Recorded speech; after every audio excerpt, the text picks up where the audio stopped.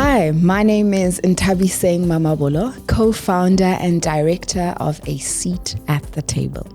Welcome to A Seat at the Table podcast, where our commitment is to empower leaders to engage, connect, and inspire. Today, we have the privilege of hosting a truly remarkable leader, Lwazi Goqwana, an accomplished operations and engineering executive with more than 28 years experience and over a decade of serving at a board level across complex, high-impact industries. What really sets Lwazi apart is not only his technical depth or his strategic insight, but his rare ability to use innovation, analytics, and systems thinking to transform organizations from the inside out. He is known for simplifying complexity, creating clarity in chaos, and building a culture where data, people, and technology work together. But beyond his impressive corporate achievement, what truly fuels him and what makes today's conversation so important is his unwavering dedication to the development of the next generation of African leaders. In this conversation, we will explore what sparked Lwazi's passion for intelligent, future-orientated leaders, and why AI governance is ultimately a leadership matter and not necessarily just a technology issue. How organizations can prepare themselves to use data responsibly and with intention, and what will it take for the leaders of tomorrow to thrive in this increasingly digital and complex world. As always, our aim is to help you engage, connect, and inspire. Welcome, Lwazi, to A Seat at the Table podcast. We're so honored that you could make the time to be with us today. I'm curious, what initially sparked your passion for systems, AI, and now even your understanding of AI governance? Thank you, Ntabi. So I was very fascinated with engineering from an early age. So I did engineering at university. I finished my mechanical engineering. However, when I finished, as you might be aware, engineering has got vast different fields. So I landed up into operations optimization as an operations optimization engineer, sort of Unilever, with fast-moving consumer goods companies. I did quite a few from the early, mid to late 90s, all the way. That's why it's a 30-year journey. Wow. So I was not in design or anything. As you know, engineers can design bridges, etc., project management, but purely focusing at how to get the most in a factory. As time progressed from the early 90s to the 2000s, it started to become clear that data is the one point or the one field that is at the core of trying to improve operations. We use it all across. How productive are you? How many minutes do you have in a day? How much do you need to be getting out of a factory? How much rejects, etc., etc. So it had always been about data. Even the people side, you'd analyze what is the morale of the people. Once you break something down to data, you start to get to understand. So we broke down in factories everything. You know, we had the people metrics all across the board in terms of the employee value proposition. We had all the data around the customer value proposition. We had the data around manufacturing operations, your productivity, your waste, etc. The order fill, your satisfaction of your or how well you deliver to your customers. So data was at the center of everything. And as data progressed, you'll recall in the maybe early 2000s, there was a whole thing about big data. So there was that whole big data analytics. It came, and then there was cloud. Things started to get easier and easier, and data became even more and more important. I just want to make one point, and that is, I've never been on the IT department. So my involvement has always been as a business person. Even the MBA I did, it's strategic general management. So I've never ran a very specialist company, a specialist department, but generally in business. As you will see now, I see data as a tool to solve problems. Unlike, let's say, somebody from the IT department who's strictly specialized on data without business. That person's data is the core competence and is the only competence, is a tool that they use without the context of business. So I'm a little bit different in that regard, in that I come from business and data is on the side and is a tool to resolve things. So people sort of took notice of this thing that it looks like I've got a passion for data. Maybe I must make one last example.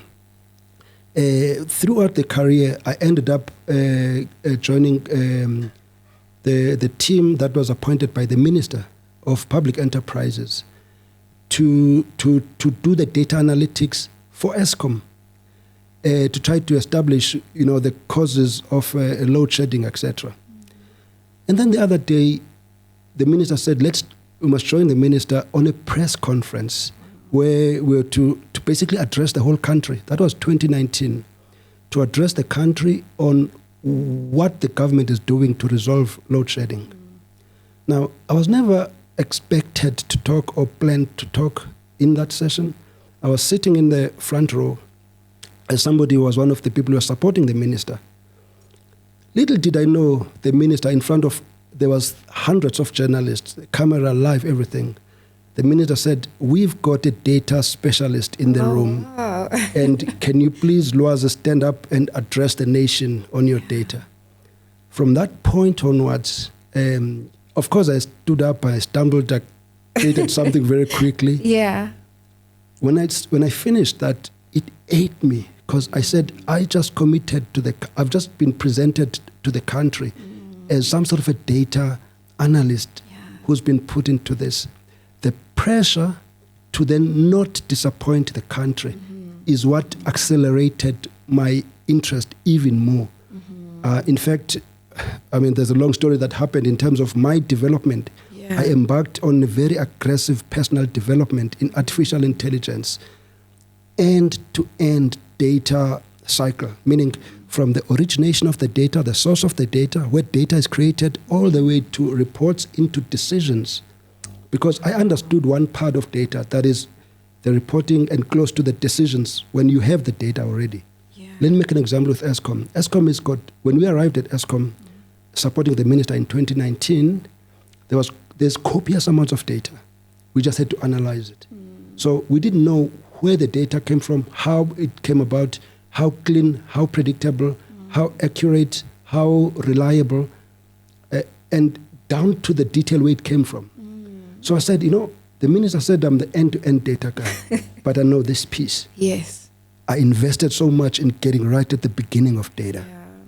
In fact, again, long story short, in 2 days' time, I'll be going overseas to join data experts who are looking at end-to-end. So I think to me, when somebody then believes in you in that regard, it gives you so much pressure to also not disappoint.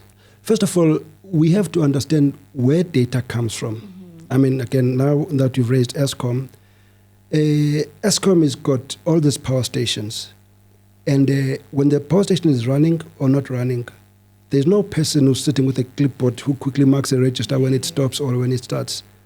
It's connected to the electronic systems of Eskom, and it's 100% accurate. What time, down to the second that a power station stopped. Similarly to how much electricity is it generating? If it's generating 200 megawatts or 300 megawatts, it's 100% accurate because it's a measurement by the system that then tells you how much is coming out. So that data, we call it high fidelity data. That is data that is 100% trustworthy. However, there is data that is not high fidelity. Data that comes from inputs from people. People are the worst data collection devices. If there's information that is collected by humans, you must know right away that it's at least 60% accurate. Okay. Let me make a last example. In the traffic lights, there used to be, back in the late 90s, people who do traffic studies, they stand next to the traffic lights. Each time there's a car pass, they would mark how many cars pass. Yeah. So the reliability of that data, when they come in and say from east to south, these many cars between 8 and 9, etc., very unreliable because it's humans. You're going to blink, you're going to be distracted, etc. Yeah. However, I've noticed now there's a sensor they put on the road. Each time the car presses, it tells you how many cars. So that's high fidelity data in terms of how many cars per hour that go in. So you always have to look at where did we get the data of how many cars are going through the freeway so that you can manage the traffic lights by way of example. Yeah. It's got to be high fidelity data. Yeah. Lwazi, can you walk us through what exactly is AI governance?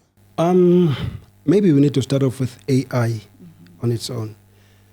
I hear a lot of think tanks and experts in this field who are saying AI is even bigger than electricity, the discovery of AI. Others are saying it's even much bigger than the internet. If you try to look at the world today vis-a-vis the world before the internet and how it has changed businesses. I mean, you look at how with a simple website, you are able to access the entire global market because your website can be accessed. Now, 20 years ago, before the internet, can you imagine how difficult it was for you with your small business to get the distribution? Because you either have to phone people on the yellow pages, so the scope was much smaller. So it actually created so much opportunity for the internet. Now, if AI is bigger than that, it means it's going to create so much opportunity, so much abundance, so much change for businesses, such that if you are in a board or leading an organization, when there is something so disruptive, so huge, you need to make sure that you are at the forefront of that. Because if you don't do it, your competitors will do it and your company will cease to exist. Similarly to if there were companies in the 90s who ignored to have websites, who never had websites, they relied on those companies, there's no way they would have existed today. Similar to with mobile, how and cloud, how companies now are using WhatsApp, chat, etc., etc. Even though it's not as proliferated as it should have, things like cloud and the use of WhatsApp chatbots, etc. So the governance around AI is to say we've got this beast, we don't know it. This beast is changing so fast. I mean, in 2022. There was this discovery or the launch of what is called the transformer, the generative transformer in the form of ChatGPT. Yeah. Within a few months, 100 million people were using it. So governance then means we need to understand this beast. We need to understand the risks around this beast. We need to say how can we exploit this beast and get our companies more competitive. So the question is now, how do we choose what AI or what solutions or what problems to solve using AI in a company? Because you can have humility and say I'm going to solve small problems with AI. Your competitors are going to solve the biggest problems with AI. Let's just get to that. So let's get to these two types of AIs. There is this AI that is the new one from 2022, the transformer, the one that understands the entire English language. So basically what happened is where it swallowed the entire internet of the last 20 years, understands the English language. That is an extremely powerful capability. Only 3 years old, that capability, when it was launched to us, ChatGPT, I think it was 3.1. So now, there is a lot of value from companies from a system that understands the entire English language. The benefits that companies would get would be, for instance, currently, it's used to summarize information. You could have a 100-page book. You chuck it in, say, summarize it for me in 2 pages. What exactly is happening? So a lot of companies are saving a lot of time summarizing notes, summarizing meetings, creating meeting minutes within minutes. And companies benefit from that, but it's very difficult to quantify how much return on investment have you got. If you're able to give your minutes of the meeting 10 seconds after the meeting, what is the benefit to that company? The fact that everybody now knows what needs to be done very quickly. So there is that part. So that one, because what the discussion is in normal English language, so that generative AI part is able to assist you. Yeah. Secondly, it also helps you in retrieving information that you have. So let's say you've got your work instructions, your training, and what have you. So that one assists you in retrieving that and packaging very quickly. So a lot of companies immediately, they can use it as call it a training assistant or a co-pilot of some sort, because it can read your standard operating procedure and then it can summarize it and it can give instructions to your staff. Yeah. That's a generative AI part, okay? Because it understands the English language, it can very quickly make those kinds of benefits to the company immediately. I want to talk about the one before ChatGPT. Yeah. The one before ChatGPT, when it's used with this one, the transformer, this one before ChatGPT is the predictive artificial intelligence. Now, that's the one that looks at events that are happening in your company and predicts the future events within your company. Wow. Okay, so actually, that's where maximum value is when you look at AI. Yeah. So let's say, what is the value of managers in a company? I mean, there's very highly paid CEOs, highly paid executives, etc. Why are they highly paid? It's because of their ability to look at information and then apply context and make decisions to maximize profits of the company. That's the biggest value. In fact, that's the biggest value of management. Yeah. In fact, that's why a bad manager can come in and destroy a company very quickly, because they won't have context, they won't have proper knowledge, and they'll make decisions that will destroy company value. Absolutely. You lose customers. You make your employees very, very disengaged. That's a bad manager. You produce very inefficiently. If you to produce 10 items, you will produce 2 items. Yeah. Your sales go down. So that's a bad manager. Context could be understanding, could be training. So now, if you can use AI to assist in management decisions, remember, in an organization, there's decisions on an hourly, on a minute-by-minute basis. All your managers are busy making decisions. Yeah. The maximum value of AI, therefore, is to say, how do I capacitate my AI to assist every operator in my company, every supervisor in my company, every manager, every executive, to make the right decisions. Wow. That's the true value. Yeah. It's much better than summarizing your notes, etc. And then once then you can use the GPT or the transformer or the language to interface with the other one. In terms of retrieving, it becomes basically the presentation and the communication layer, but in the background, you've got the artificial predictive intelligence. Yeah.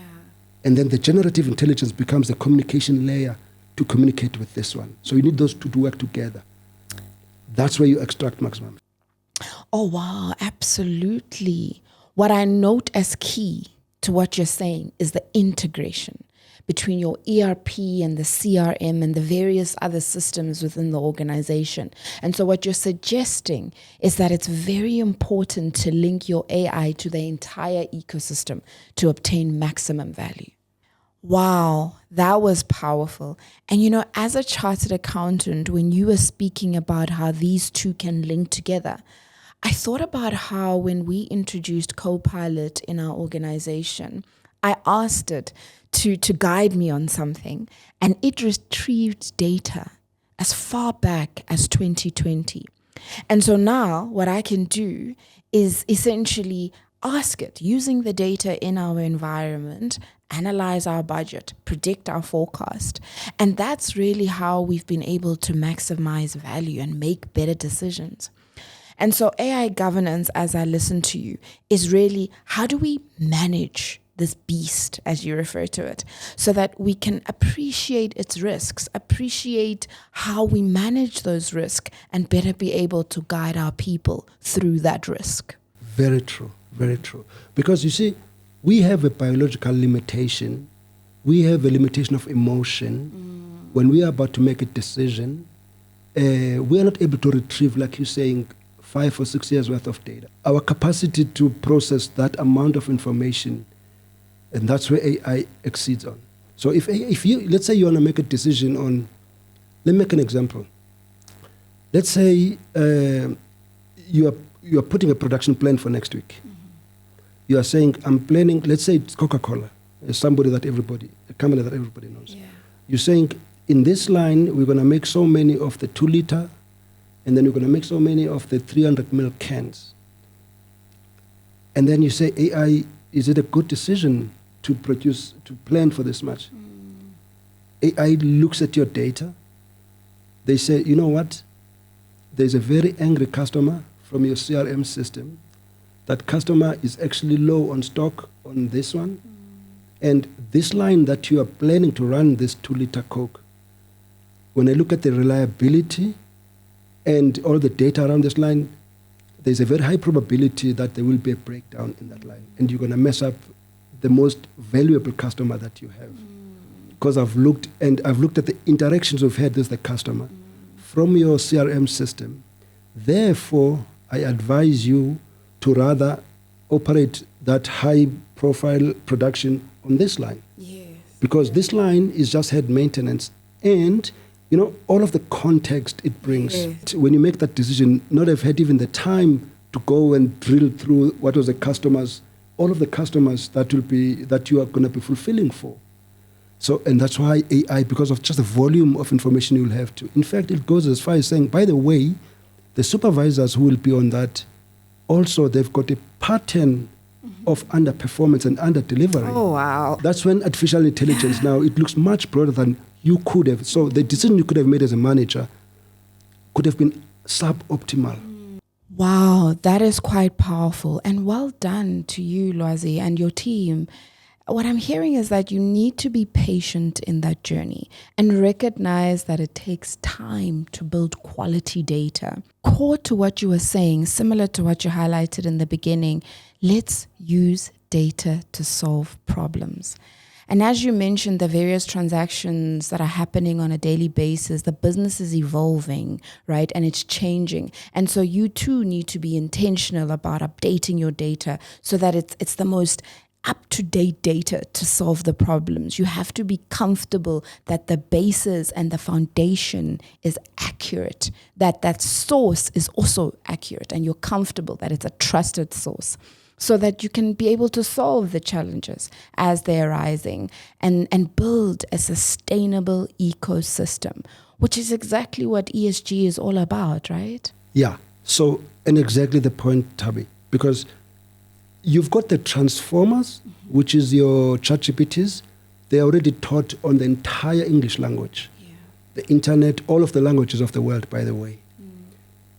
However, your company is different. It's what I call the tribal knowledge. The reason why the managers in your company are so good at making decisions is because they've got that context.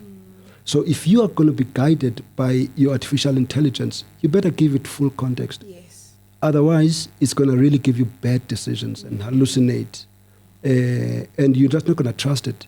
So it's a very big, in terms of AI governance, you need to be saying, what are our data sources that we're going to empower our AI to assist our people effectively, from right down to the top of the chain, to the CEO, but to even the shareholders and the board of directors. You got me at hallucinate, right? AI can now hallucinate. And that's why, to your point, it's so important to manage it and understand what it's doing. So garbage in, garbage out. In our recent board mastery class, where we hosted the Connect Board Mastery alumni students, you deep dived into a number of case studies about how organizations are using AI and technology to transform the way of work and how they deliver results. Can you please deep dive on that case study for us again? The message I really wanted to drive with that case study was that a lot of companies, when they look at to deploying AI, they jump into the shiny thing, and they forget the whole data foundation that they need to put in place. That's a message I really wanted to share with the colleagues at that day with the case study. So, in a nutshell, there is a company, Coca-Cola.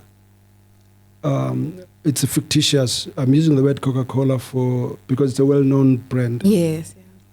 So they've got these manufacturing lines, and they realize that they're not getting the output that they should be getting. They already have a workforce that is working at Coca-Cola with a lot of experience. So, however, they're not getting the output they should be getting.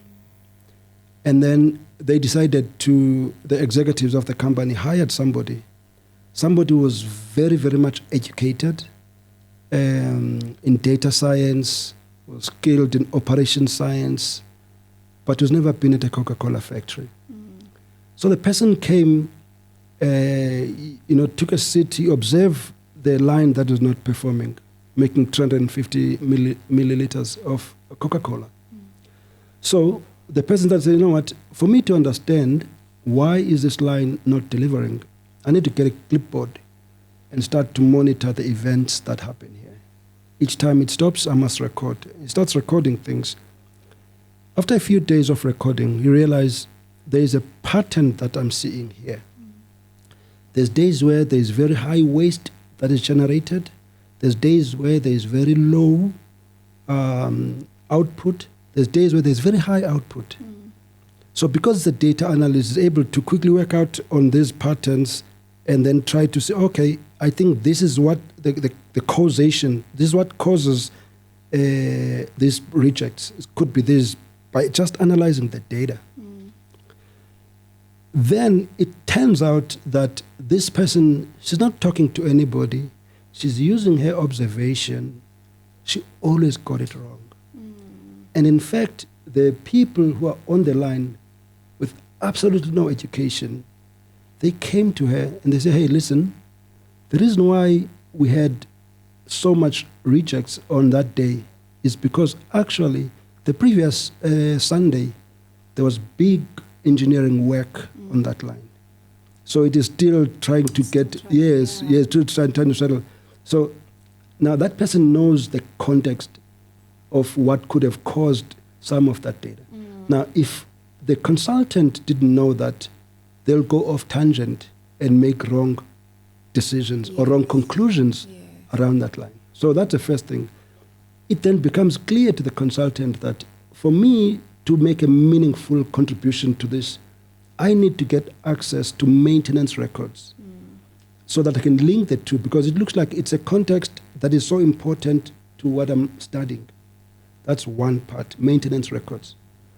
And then as time progresses, it turns out, again, there's this erratic performance. Another operator, zero education, he says, hey, remember, we are changing the managers who are running this line. So there is a very direct relationship between when it's team A and it's team B who's operating the machine. Now, the consultant, again, didn't pick that up from just looking at the machine in and out. So it turns out that there has to be a context of the team that's operating the line, which means now the consultant has to go to human resources, get a file of the workforce, get the training records, get the skills records, get the education records, and try to link that to the performance to say, is there any relationship between the motivation level, the training, the competency, So it turns out that for you to study this, number one, you needed to study the maintenance records. Number two, you now need to study the HR records of those operators and integrate this into what you are studying.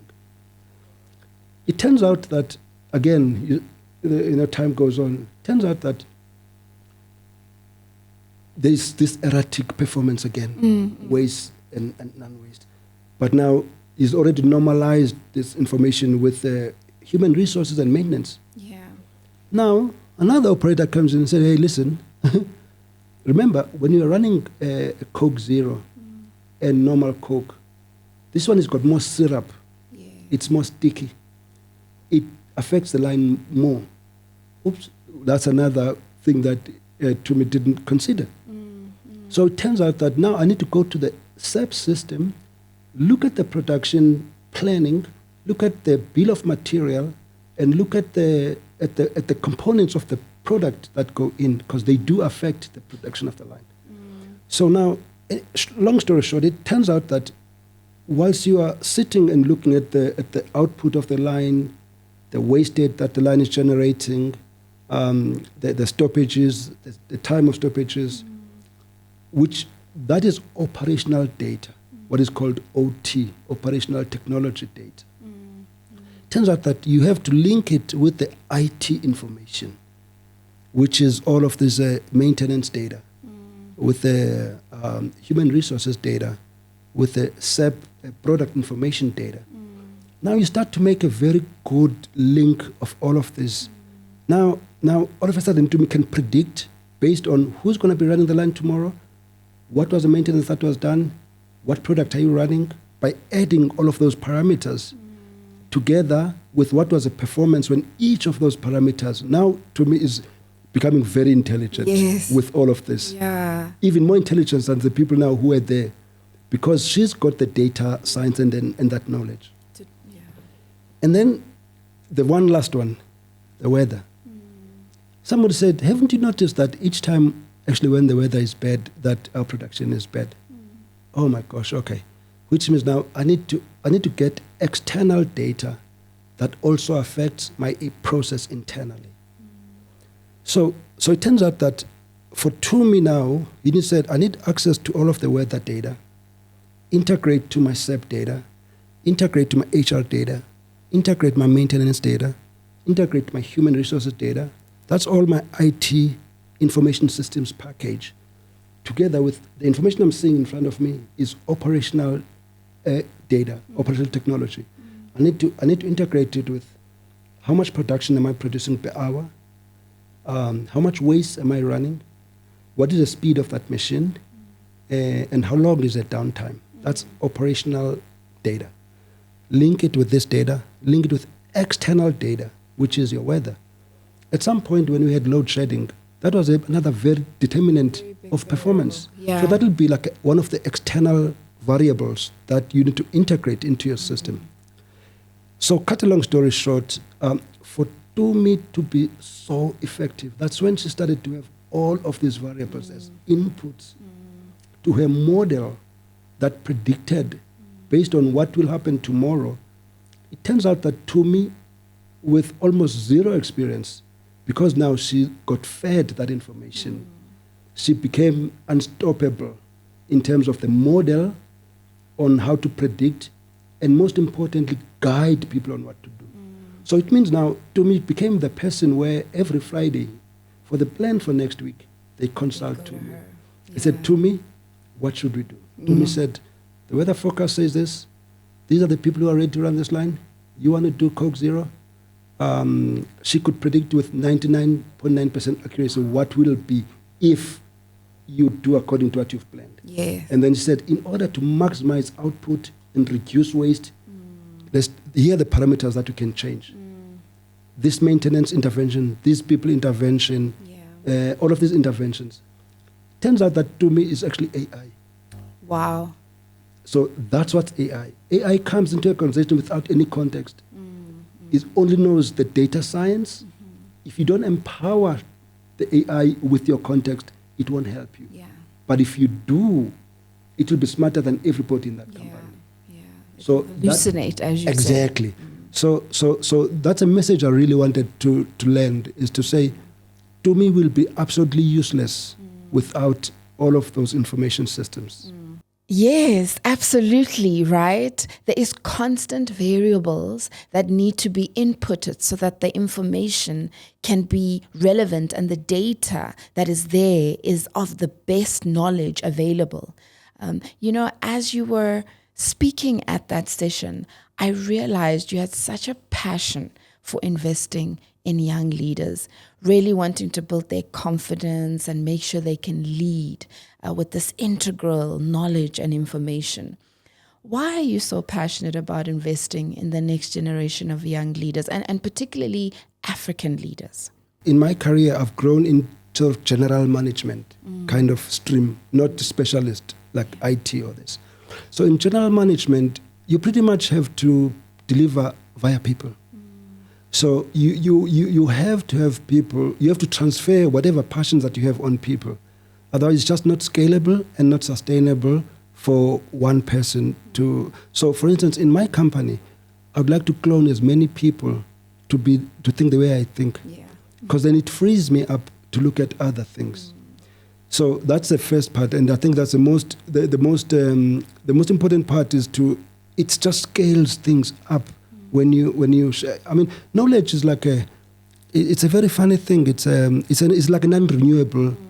It's a renewable resource, which means when I share to you what I have, actually it's even better than the renewable resource. When I share what I have, I don't lose. It's not like giving you money. Yes. In fact, after sharing what I have, I actually have more, because it stimulates some sort of patterns in my brain as I'm saying it to you. That makes me actually even look at the same thing. You're relearning. Yes. Yeah. So you benefit. So it's like you create something that didn't exist. You create matter by teaching people. Yes. And then maybe more personal now to myself. I finished matric in 1990. Was it 1992 or 91? Just after the release of Nelson Mandela. And at that point, a few years before that, there's no way I would have been able to go to the University of Cape Town. First of all, my parents, there's no way they would have afforded for me to go there. But because I was born and I finished at exactly that intersection where there was change in politics, I feel so blessed that I was then able to get that opportunity as a result of all of the sacrifices of the past. My dad was so smart, but because of the time he lived in, he couldn't have benefited from his intelligence. And he looked at me, and he couldn't afford, obviously, my fees to UCT. But because of that time, there was such an influx and a demand to get black engineers at UCT. The money was flowing. I even had so much money as a student. my room was full of sound systems, everything you can mention, because we had Eskom, Transnet, what have you, just splashing money to us. What a time. So the point I'm making is that because of that, so lucky to be at that time, I've got the humility which says it's not just because maybe I was intelligent or I was brave it's because of the timing. In fact, I look at kids now who finished in 2008. You remember when there was a whole financial bubble and burst of the years? Yeah. Engineers getting retrenched, engineers being unemployed, engineers wearing their academic thing and marching in the street unemployed. To me, I would have been one of those had I also finished in 2008. But because I finished in 1996, so the point I'm trying to make is that we have to have some gratitude, because it's not just our own doing that we've got these opportunities. I mean, like right now, I ended up being selected. I'm at the board of Eskom. It's probably the biggest company in the country. I'm the CEO of a 100-year-old company. So those opportunities came as a consequence of that. So I have to give back, because I'm here because of the circumstances that allowed me to be here and the opportunities that I got. Absolutely. And thank you for investing in young leaders. Our mentor, Trifasa Ramano, always says that it can sometimes be a thankless job, but you're right. There is a relearning and a value that both parties derive from that investment. And especially given the context of our history, right, where we come from as a country. So I am aligned to that. Let's continue to give each other a seat at the table. You mentioned that you are leading a 100-year-old company. Firstly, what is that company? And can you tell us a little bit about how AI governance has helped you restructure the way you lead the entity? Good. Okay. So our company, it's called the Infrastructure Specialist Group. It's a group of companies. It doesn't trade. It's a holding company, and it's got trading entities underneath it. And one of them is Rockler, which is 100 plus years. It's in concrete, and concrete is the background of all infrastructure. So as you'll recall, most of the industrial entities in the country, in fact, South Africa industrialized at about 100 years ago. Wow. So our company joined and participated in the industrialization of the Republic of South Africa.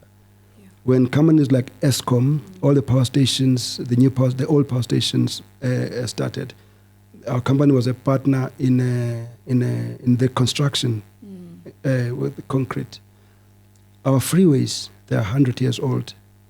In the construction of those freeways, our company 100 years ago. Our railways, the whole railway network. So, and our company was successful.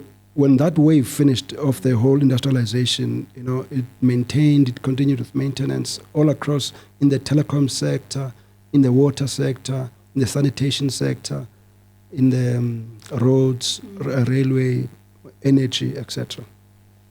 So I've been in the company for just under 5 years, and I joined as a chief executive officer. So the Rockler one is one operating entity. Another one is Technicrete, also in concrete, but it's concrete that goes above ground. Okay, so because we do concrete very heavy, we've got a lot of operations around the country. So that's the first thing to note.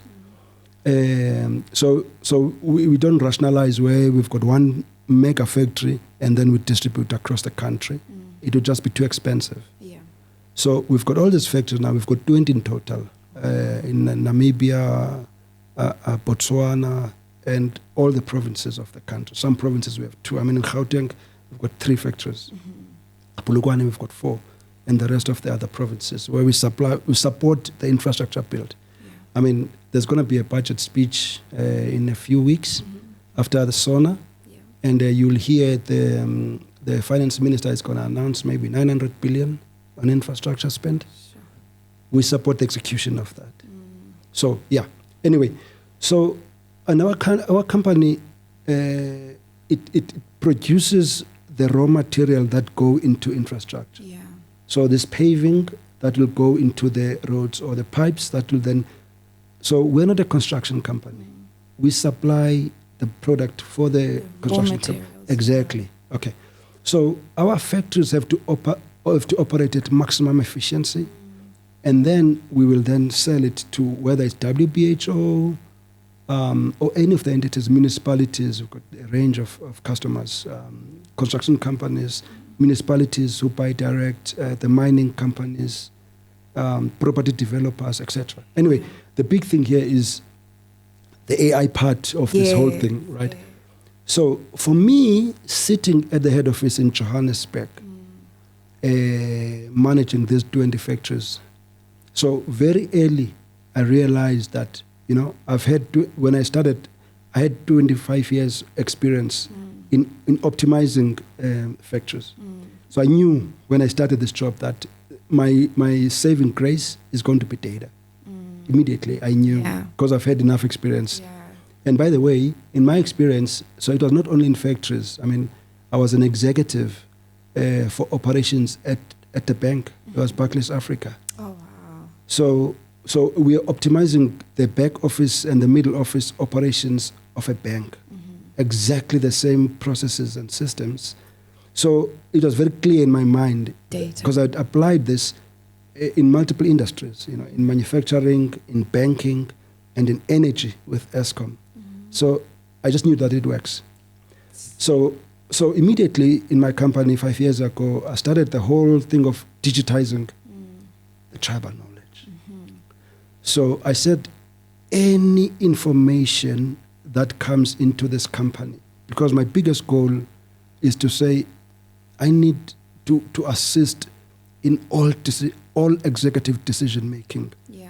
They've got to be assisted by this intelligence. Yeah, value driven. Exactly. So in order for me to capacitate an artificial intelligence platform, I need to build a history of accurate, well-curated, contextualized data about our company. Remember, for ChatGPT to be there in 2022, you had to have the internet for 20 years. We need history. We need to build up that data as a foundation to put on top of the AI. So we are doing the quick wins, like summarizing meetings, retrieving data, but we're going to the big prize, which is the executive decisions, assisted decision making. That future-focused lens. Exactly. And in order to do that, our focus is on making sure that all our data, a company is a river of events. Every minute, there's something happening. As I speak now, every hour, there is a production output for that hour. That's an event. There is a machine that's broken. There is a reject that's created today. Yeah. Every day. Every day. So there's that river of events on a daily basis. There's somebody who's aggrieved today. There's somebody who's late. There's somebody who's absent. Yeah. There's somebody who's getting training today. There's somebody who's deciding on what are we going to do tomorrow. There's a customer who's, we've got about 50 trucks plus trucks per day, big trucks that deliver to customer. So there's somebody who's dropping product at a site somewhere all over the country. Those are events.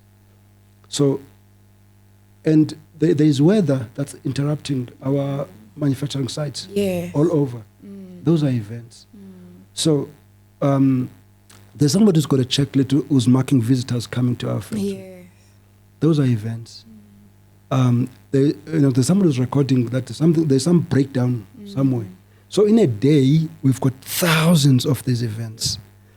And I realized that, and we need to capture all of these events in order to make sense of what decisions we need to make to optimize tomorrow. Yes. Yeah. So that's the point. Somebody once said to me, Lwazi, for this fancy restaurant, you need the best chef to operate and prepare the best meals. They're so creative and. But he said, in the US, McDonald's, most McDonald's, the USA, they are run and operated by 24-year-old dropouts with zero knowledge of. Yeah. He said, but why is that? And they're running so successful and so profitable because they've got a process that is rigid that they must follow.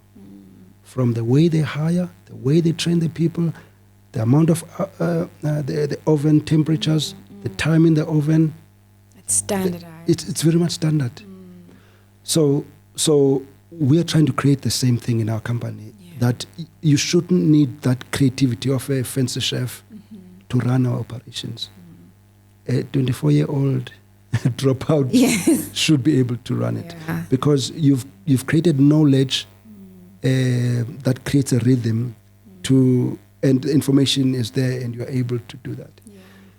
This is the most time-consuming process when you're digitizing your systems. You're codifying the way you do things. Going to the core. You're going to the core of how to do your business. I've mentioned now about 50, 60 trucks every day, tons and tons of product that's going to our customers. How our drivers, they come and collect the product. How we finish the product, we get it ready for transport. We do the planning for production for next week. We decide what trucks do we need to keep. And the trucks have different sizes. If the trucks are half loaded, you're going to lose money. You want to maximize your logistics. Yeah. You want to bring in raw material. So at the right time. At the right time, just in time, not just in case. So you have to minimize your inventory. So to summarize, we have spent at least the last 3 years doing that codification, getting that data, and monitoring that data for accuracy. And wherever possible, so we start off by the example I made with a traffic study. If you want to do a traffic study to determine if you need to put traffic lights up the road, you're going to have those students who are going to be marking how many cars. Yeah. You use that information and you realize that those students are not giving me, they're 60% accurate. So, and then you start to replace it with the sensors. Then you know that, and that takes time. Yeah. Exactly. So even in our systems, we have to replace our security guard system. We have to replace our plant management system. Yeah. We have to replace with these gadgets. We have to replace our time and attendance system to talk to this central repository. We're now very excited that we've got a central.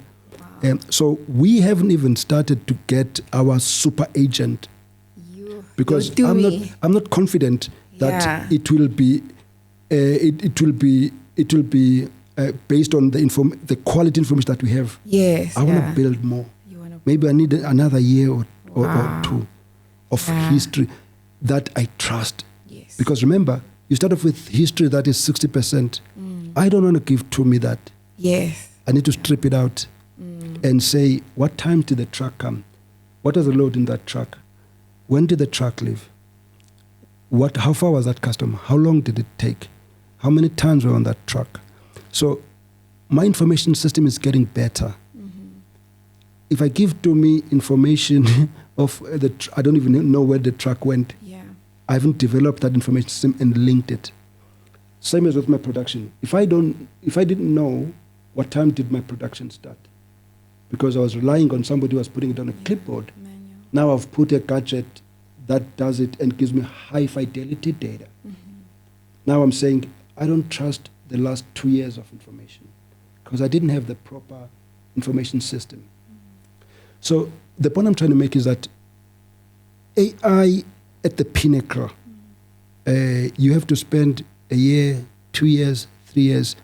It's called the training data because before artificial intelligence, you need machine learning.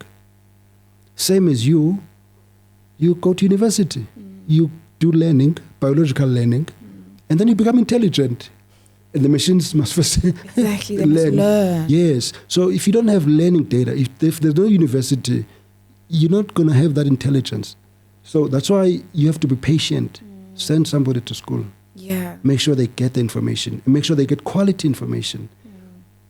So spend time in saying, you know what, I've got 3-year history of 50 truck movements per day with accurate GPS coordinates of every departure and every arrival point, every timestamp with departure and every timestamp arrival. I know all the duration. I know which driver was driving. I know what load was on that truck.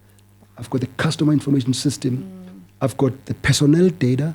I know I can pick up any employee and say, for the last 2 years, these are the times that you've been late. Yeah. These are the times that you've started. These are the training. So in our company, that's the focus. And a lot of people say, where's AI? We do the summer. Yeah, you see, I think that's the point I'm trying to make. Yeah.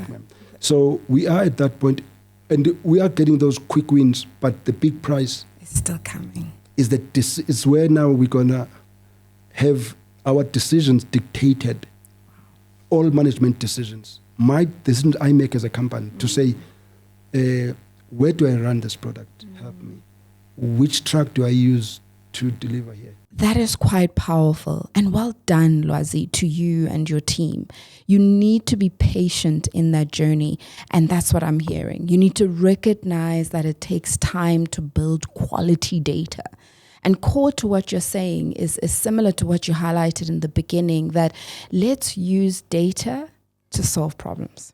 As you mentioned, there are various transactions that are happening on a daily basis. The business is continually evolving. And so you must be able to evolve by updating your data and be very intentional about that, because it's actually how you solve your problems. You have to be comfortable with the foundation and the accuracy of that source, especially making sure that it's a trusted source, so that, to your point, it can solve the new challenges as they arise and build an ecosystem that is sustainable, which is exactly what ESG is all about, right? There is a lot of context that you will miss if you don't collect and gather all and join all the data. Let me make an example. Energy management. I mean, in our area, we're handling these big rocks and all of these products. We consume a lot of energy. I mean, our electricity statement goes into millions of rands in a month. So if you only get your information from the statement from the municipality or Eskom, and you're trying to say, hang on, why is my cost of energy so expensive vis-a-vis what I've produced? It's very much, that data is very much, it's got low resolution, because you get a statement once a month. Yes. And you're not able to say, was there specific production that caused me to use so much energy? So once you've gone through a year without that, you can never go back and trace what happened. However, if you put a smart meter that tells you energy consumption on a 10-minute interval or 1 hour interval, and you keep that information and you reference it to what production in that hour. So instead of having a resolution of 30 days, you have 100 times or 1,000 times resolution of 1 hour. You say, let's break this into 1 hour intervals. And let's look at the energy I was using vis-a-vis the production I was producing in that hour. Sooner or later, you start to realize, hang on, actually, all of this waste was happening in this period. And you can... So the point I'm trying to make to me is, someone saying to me now, Tabi, is that you can lose the opportunity to have the data. So the sooner, you see a lot of companies, the sooner you are collecting the right data for your AI in 2 years' time, the better. If you only wake up in 2 years' time, you start your AI project, you are still already 3 years behind, because you need to start with information gathering. You see what I mean? Yes. So you see somebody say, we haven't started, but our information systems is solid. I've got 1 year of energy vis-a-vis output. Same as diesel consumption. Diesel is a big part of our business. How much diesel are we using? So if you only see when you dump an engine tanker to put in diesel, you don't know what happens in between, that your diesel has gone down. You've lost that completely. It's not information that you can have. Yes. Same as how did weather affect your deliveries? If you never collected that information. Same as with your customers. If you never collected the GPS coordinates, you will never know your logistics pattern and optimize your logistics. So the sooner you start collecting all the various data sets, same as maintenance. You know, if an engineer goes and maintains, there's no record of that, you will never have that record. You'll never know that actually the performance post and maintenance event, what was the performance pre and post, because you don't have the data. You have, so artificial intelligence will just not work. So that's why people just have to take a step back, reverse, and have a checklist of, now we've got the data, and now I'm going to relax for a year. I'm not going to do anything. It's too early to put AI. I need 2 years of history. Then you do. You can do the smaller AI, like summarizing meetings for now, and then you're going to do the real building. Yes. What a powerful conversation today, Lwazi. Thank you so much. I want to just allow you to give your closing remarks. We are a seat at the table. We are all about this powerful movement and impact to drive the next generation of young leaders. What are your final thoughts that you want to leave us with as we continue on our movement? Just see data for the value that it is. And I think you have to train your mind to see the value, the information that you could be capturing. I could make an example with a human presence sensor, like on a security system. Yeah. Now that little sensor at the corner of the wall, each time a person comes, it lights red, and it's actually producing data that it throws away. It's counting the movement. It's looking the activity in this, but it's used for security only when you activate the alarm system. Imagine if you had to say, hang on, there is a lot of data that's generated with that device. Can we capture it? Because our air conditioning system can use that data to optimize the energy that we need. Yeah. And if there's no people in this room, it can switch off the air conditioning. So people need to start to see data differently and the power that it can do and how it can be used differently in multiple. It was initially used for security, but all of a sudden it's used for energy management. Yes. So that's one part. And when it comes to data, please think much broader than the data that is traditional. For an example, your performance metrics and think about the minutes of the meeting, of the shift handover meeting. Think about the management comments. I mean, we've got our sales managers who said, I've had low sales this week. And what is a comment? That data which says, actually, there was construction mafia in Cape Town. The construction sites were closed. That was an event that caused our sales to be lower. And then another. So you actually need to capture. That's part of the tribal knowledge. So I think for the young leaders in governance, when you look at any information system that can be valuable. So at Eskom, there'll be a shift handover meeting where one shift at night and another one. That information, what they discuss and hand over the information system, if it's not captured.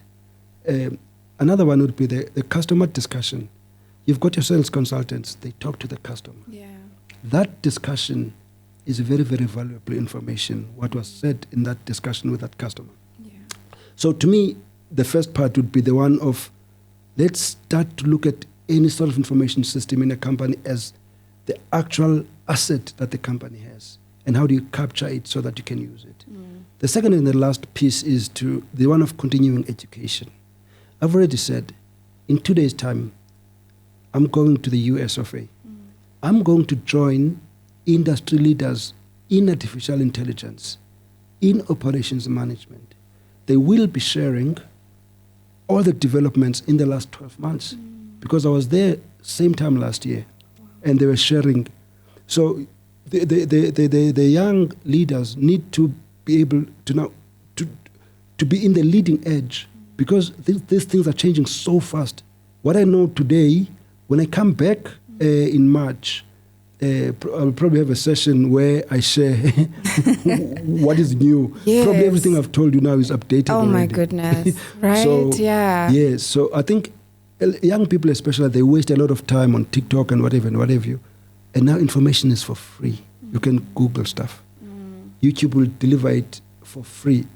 At our times, we never had that. So education is not only via formal education. I believe that somebody can even get a PhD from YouTube. So that's learning and learning. That's the extent it is. Thank you, Lwazi. I want to extend my deepest gratitude to Lwazi for an extraordinary session today, truly delivering wisdom and clarity, the clarity that I believe will elevate our thinking. He reminded me that AI governance transcends to more than just algorithm. It's fundamentally rooted in visionary leadership, that unwavering accountability, and of course, how we can proactively equip our organizations to thrive in a world that is evolving at an unprecedented speed. Till the next time, remember to connect, engage, and inspire.